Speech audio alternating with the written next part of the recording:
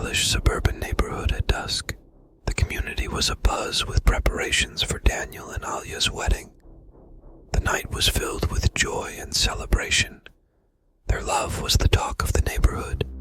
Friends and family gathered, their laughter and happiness filling the air. But as the night wore on, a sense of unease began to creep in. Pak Rahim, an elderly neighbor, gathered a group of teenagers and shared ghost stories. He used a tablet to show old pictures and articles about the Pontianak, a vengeful spirit known to haunt these woods. Remember, he warned, never venture into the forest at night. The Pontianak preys on the unsuspecting, especially those who have wronged her in life.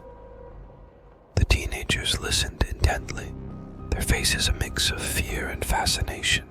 As the newlyweds prepared to retire for the night, Daniel's friends challenged him to prove his bravery by venturing into the nearby forest, a place known for its eerie tales. Daniel, eager to impress, accepted the challenge. The friends laughed and teased, unaware of the danger that lay ahead. Eager to impress, Daniel ventured deep into the forest with his smartphone flashlight app. The further he went, the more he felt an eerie presence watching him. The forest was dense, the shadows long and menacing. Suddenly he heard the cry of a baby. A baby, out here, he thought. His phone's GPS location app showed an anomaly in the area. He followed the sound, his face filled with concern and curiosity. He discovered a white-clad figure holding a baby under a tree. The figure's back turned to him. Daniel approached the figure, believing it to be a lost villager. But as he got closer, a chilling realization set in. The figure slowly turned around, revealing the horrifying visage of the Pontianak. Her eyes were hollow, and her mouth twisted into a sinister smile. "Welcome, Daniel," she whispered. Daniel dropped his phone and tried to run, but the Pontianak swiftly caught him. Her grip was icy, her strength overwhelming. Meanwhile, Alia waited anxiously at the edge of the forest, surrounded by worried neighbors. "Where is Daniel? He should have been back by now," she thought. Her worry grew with each passing minute. As Daniel struggled, the Pontianak whispered, "You should have known, Daniel. Alia was one of us." A Pontianak turned by an iron nail pierced into the back of her head. The nail kept her human. The truth hit Daniel hard. Flashbacks revealed Alia's transformation, the iron nail driven into her skull to suppress her vengeful nature.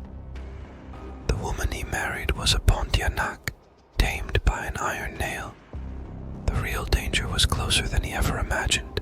Daniel's eyes widened in horror, interspersed with flashbacks of Alia's transformation. The neighbors started searching at the edge of the forest. The next morning, neighbors gathered at the edge of the forest, searching for Daniel. Alia, now fully transformed back into a Pontianak, had vanished. The community was in shock, unable to comprehend the events of the previous night. The community mourned the loss of Daniel. His disappearance served as a grim reminder of the legend of the Pontianak and the dangers that lurk in the forest at night. They performed rituals, hoping to ward off the vengeful spirit that had claimed one of their own. Alia's past was shrouded in mystery. Before becoming human, she had wandered the forests, driven by a thirst for vengeance. It was a shaman who subdued her spirit, driving an iron nail into her skull, suppressing her true nature and giving her a chance at a normal life. But this tranquility was fragile, dependent on the nail that kept her vengeful spirit at bay. Daniel met Alia during a village festival, captivated by her beauty and grace. Their courtship was swift, filled with laughter and love. Little did Daniel know the dark secret that Alia carried within her. Their wedding was supposed to be a new beginning, but the past has a way of catching up. Daniel felt an unsettling presence as he ventured deeper into the forest. Strange whispers echoed through the trees, and shadows seemed to move on their own. He saw fleeting glimpses of ghostly figures, and the air grew colder with each step. His flashlight flickered, casting erratic shadows. He heard twigs snapping, whispers turning to growls, and a chilling breeze rustled the leaves. Daniel's heart raced as he realized he was not alone. Daniel mustered the courage to speak. "What do you want from me?" he asked, his voice trembling. The Pontianak's hollow eyes fixed on him. "Justice," she replied coldly. "You took something that wasn't yours." Daniel's mind raced. Alia, how could this be true? He remembered their moments together, the love they shared. Was it all a lie? His thoughts were interrupted by the Pontianak's chilling voice. "She tried to escape her fate, but you cannot change what you are." The community was abuzz with whispers and fear. "Have you seen Daniel? What happened in the forest?" Neighbors gathered, their faces etched with worry. They recounted old tales, and fear settled over the village like a dark cloud.